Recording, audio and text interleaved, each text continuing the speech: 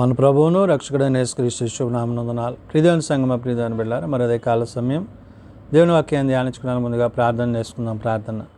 కృపగల తండ్రి, దయగల మా ప్రభువా, నీ బంగారు పాదాలకు లేఖలైన వందనాలు, స్తుతులు, స్తోత్రములు.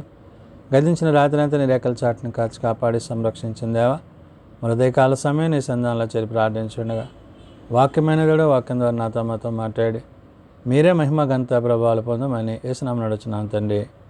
ఆమేన్. ప్రియదేవుని సంగమ ప్రియదేవుని బిడ్డలారా, నడిదినకు ఏర్పాటు చేయని దేవుని వాక్య భాగం అపోస్తలుడైన పౌలు కొరింథీయులకు రాసిన 2వ పత్రిక 2వ అధ్యాయము 1-4 ధ్యానం చేసుకుందాము.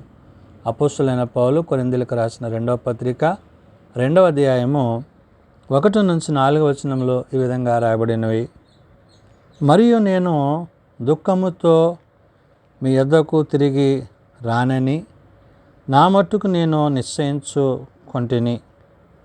నేను మిమ్మును దుఃఖపరచనేలా నా చేత దుఃఖపరచబడిన వాడు తప్ప మరి ఎవడు నన్ను సంతోషపరచును.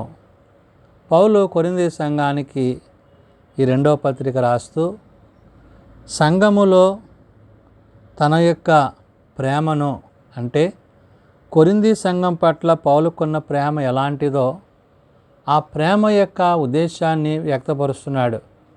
క్రీస్తు ప్రేమయందు నిలిచిన వాడై క్రీస్తు తాను ప్రేమించినట్లుగా ఆ ప్రేమయందు జీవించువాడై ఆ ప్రేమను కొనసాగించువాడై ఉన్నాడు.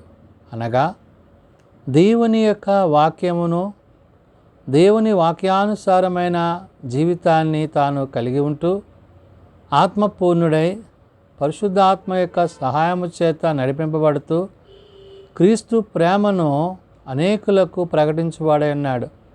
కాబట్టి ఇక్కడ కొరింథు సంఘము పట్ల పౌలుకున్న ప్రేమ, తాను ఆ సంఘాన్ని ప్రేమించిన విధానాన్ని, ఆ సంఘము పట్ల తనకున్న ప్రేమను ఇక్కడ తెలియజేస్తున్నాడు. అందుకనే మరియు నేను దుఃఖముతో మీ యొద్దకు తిరిగి రానని అంటున్నాడు. అంటే సంతోషముతో, ఆనందముతో దేవుని సన్నిధికి మనము కొనుపోబడివారుగా ఉండాలి. నిత్యరాజ్యములో ఆయనతో యుగయుగాలు జీవించువారమై ఉండాలి అనే విషయాన్ని బట్టి ఈ శ్రమలను, దుఃఖములను, ఇటువంటి పరిస్థితులు ఉన్నప్పటికీ వాటినన్నిటినీ మరి దేవుని సన్నిధిలో జయించువారమై ఉండాలనే విషయాన్ని పౌలు చెప్తున్నాడు. కాబట్టి ఇక్కడ మరియు నేను దుఃఖముతో మీ యొద్దకు తిరిగి రానని నా మట్టుకు నేను నిశ్చయించుకొంటిని అంటాడు. తన మట్టుకు, తన వ్యక్తిగతమైన అభిప్రాయంగా దేవుని ఆత్మచేత సంతోషముతో, ఆనందముతో నేను మీ యొద్దకు రానున్నాను. ఈ వచ్చే విషయంలో ఏ విధమైన దుఃఖాన్ని, వేదనను కలిగి ఉండక క్రీస్తుని బట్టి, క్రీస్తు ప్రేమను బట్టి తాను తన పనిని, అనగా ఏదైతే దేవుడు తన పట్ల చూపించిన కార్యాలు ఉన్నావో వాటిని బట్టి తాను ముందుకు కొనసాగువాడై ఉన్నాడు. కాబట్టి ఇక్కడ అంటున్నాడు, మరియు నేను దుఃఖముతో మీ యొద్దకు తిరిగి రానని నా మట్టుకు నేను నిశ్చయించుకొంటిని అంటున్నాడు. ఏ నిర్ణయం అయితే తాను తీసుకున్నాడో అది దేవునికి మహిమకరంగాను, తనకు ఆశీర్వాదకరముగా, దీవెనకరమైన విషయాన్ని పౌలు ఇక్కడ గుర్తు చేశాడు. కాబట్టి నేను మిమ్మును దుఃఖపరచనేలా నా చేత దుఃఖపరచబడిన వాడు తప్ప మరి ఎవడు నన్ను సంతోషపరచును అంటున్నాడు. ఎవరైతే నా ద్వారా దుఃఖాన్ని, కష్టాన్ని కలిగి ఉన్నారో వారిని బట్టి, అంటే ఏంటి దుఃఖం అంటే దేవుని యొక్క మాట వినక, దేవుని యొక్క చిత్తాన్ని అనుసరించక, దేవుని యొక్క ఉద్దేశాలను విడిచిన వాడై అనేకులను విశ్వాసము నుండి పాపములోనికి నడిపించిన వాడై ఉన్నాడు. అంటే ఇబ్బంది పరిచిన వాడుగా, ఆటంకపరిచిన వాడుగా, దేవుని వాక్యాన్ని అభ్యంతర తెలియజేసిన ఆ యొక్క సమూహంలో ఉన్న తన పరిస్థితిని ఇక్కడ పౌలు గుర్తు చేశాడు. కాబట్టి అంటున్నాడు, నేను మిమ్మును దుఃఖపరచు నెల నా చేత దుఃఖపరచబడిన వాడు తప్ప మరి ఎవడును నన్ను సంతోషపరచునండి. ఎవరినైతే నేను హింసించానో, ఎవరినైతే నేను బాధించానో, ఎవరైతే నా ద్వారా అనేకమైన బాధలు కలిగి ఉన్నారో దానిని ఉద్దేశించి అంటున్నాడు, ఎవడు నేను వచ్చినప్పుడు ఎవరి వలన నేను సంతోషము పొందతగినదో వాని వలన నాకు దుఃఖము కలుగకుండా వలనని ఈ సంగతి మీకు రాసి తిని, మరియు నా సంతోషము మీ అందరి సంతోషమే అని మీ అందరి యందు నమ్మకము కలిగి ఇలాగ వ్రాసి తిని అంటున్నాడు. తన సంతోషము అంటే ప్రభువుతో, పరిశుద్ధాత్మతో, తండ్రితో ఎటువంటి సంతోషాన్ని, ఆనందాన్ని, విశ్వాసాన్ని కలిగి ఉన్నాడో అదే స్థితిని నేడు కొరింథీ సంఘములో తాను కలిగి ఉన్నాను. అంటే ఇతరులకు ఆయాసకరంగా, ఇబ్బందికరంగా కాక హింసకుడుగా, దూషకుడుగా ఉన్న తాను తన ప్రవర్తన మార్చబడి దేవుని యొక్క ఆత్మచేత నింపబడిన వాడై నేడు ఈ మాటలు పలుకుతున్నాడు. కాబట్టి ఇక్కడ అంటున్నాడు, దేవుని యందు అంటే నేను వచ్చినప్పుడు ఎవరి వలన నేను సంతోష పొంద తగినదో అంటున్నాడు. ఎవరి వలన? ఎవరైతే ప్రభువునందు విశ్వాసం ఉంచుతారో, ఎవరైతే ప్రభు మాటలను అనుసరించి నడుచుకుంటారో వారిని బట్టి, అంటే ఒకప్పుడు తను హింసించిన వారు నేడు ప్రభు పనిలో ఉన్నప్పుడు వారిని బట్టి తాను సంతోషించువాడై ఉన్న విషయాన్ని గుర్తు చేసి, వారి వల్ల నాకు దుఃఖము కలుగకుండవలెనని అన్నాడు. ఎవరి వలన? నేను ఇబ్బంది పరిచిన వారిని, నేను ఆటంకపరిచిన వారిని వల్ల ఇబ్బంది పడకుండా వారు దేవునిలో, ప్రభువులో ఆనందించువారై ఉండాలని ఈ సంగతి మీకు రాసి తిని, మరియు నా సంతోషము మీ అందరి సంతోషమే అని అంటున్నాడు. అంటే ఈ సంతోషం ఎలాంటిదంట?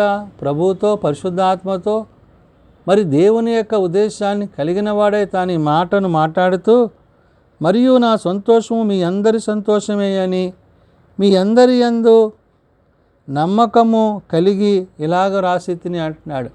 మీ అందరి యందు అంటే ఎవరిని కూడా తాను హింసించువాడిగా, దూషించువాడిగా కాక ప్రేమించువాడై ఉన్నాను అనే విషయాన్ని చెప్తున్నాడు.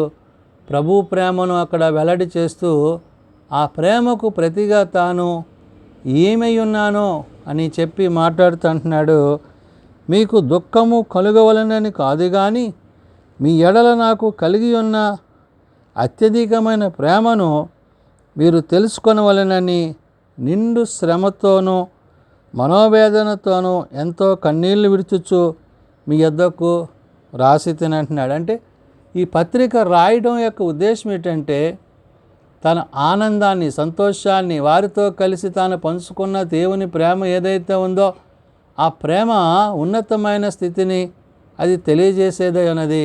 ఆ తెలియజేసే స్థితిని బట్టి పౌలు ఇక్కడ మాట్లాడుతున్నాడు. అందుకనే మీకు దుఃఖము కలుగవలనని కాదు కానీ అంటున్నాడు. అంటే మీరు బాధపడాలని, మీరు వేదన చెందాలని కాదు కానీ మీ ఎడల నాకు కలిగి ఉన్న అత్యధికమైన ప్రేమను అన్నాడు.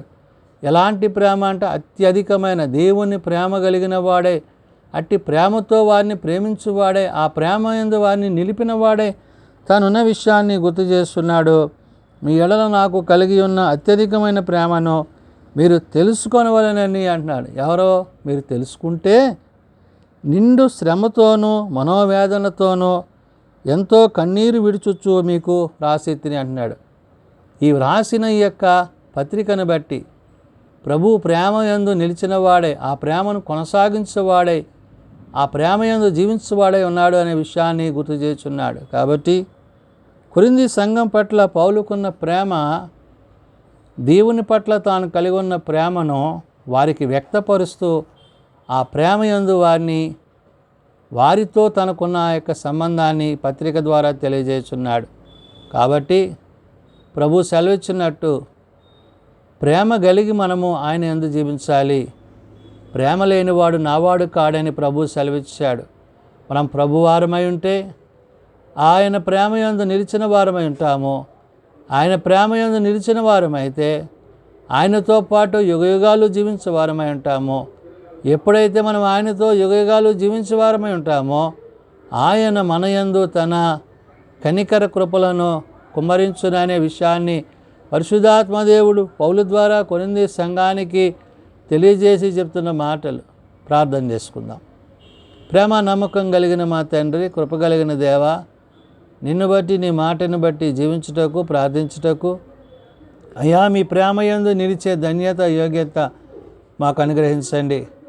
కొరింథీలో ఉండే సంఘాన్ని అయ్యా నువ్వు ప్రేమించి నీ ప్రేమయందు వారిని పెంపారు చేసి వారిని మీ యొక్క ప్రేమయందు జీవింపజేయుచున్నందుకే వందనాలు.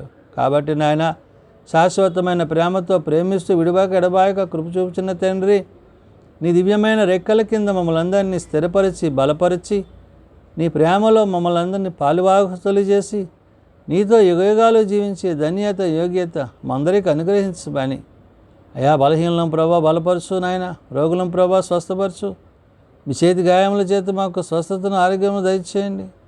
చిన్నబిడ్డలు యవనులు పెద్దలు వృద్ధులు ప్రతి వారిని వారి వారి తరగతుల చొప్పున ఆశీర్వదించి దీవించండి. జన్మదినాలు వివాహ దినాల కొడుకుల కుటుంబాలను ప్రత్యేకపరచండి. అయ్యా ఏ ఒక్కరూ నశించక అంతటా అందరూ మారు మనసు కలిగి నేను తెలుసుకుని నేను ఎరిగి నీ నిత్యరాజ్యంలో నీతో యుగగాల ఉలగనులకు అట్టి కృప దయచేయమని యేసు నామమున అడుగుచున్నాం తండ్రి, ఆమెన్.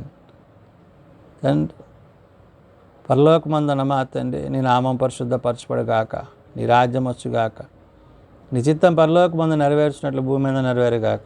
మానవులను మాకు దయచేయం, మనలా ప్రార్థన చేస్తున్న వారిని మేము క్షమించి ఉన్న ప్రకారం మా ప్రార్థనను క్షమించు.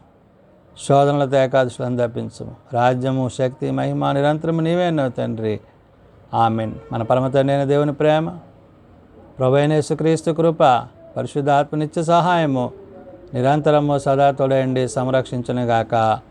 ఆమెన్.